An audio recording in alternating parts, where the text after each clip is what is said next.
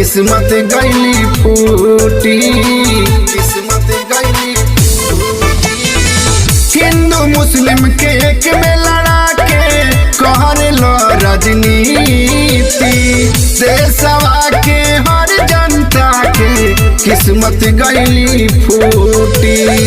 बापू के बुझे न देशवा के सबका में अधिकार बा, हाथ में कटोरा धरैब, हाथ में कटोरा धरैब, नियत तोहर खराब बा, हाथ में कटोरा धरैब।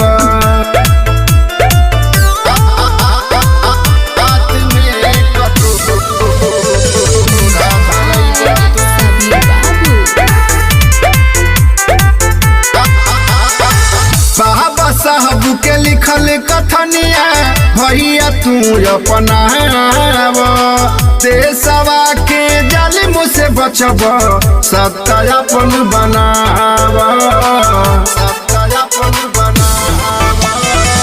बाबा साहब के लिखल कथनिया भैया तू अपनाव, देशवा के जालिम से बचब, सत्यापन बनाव।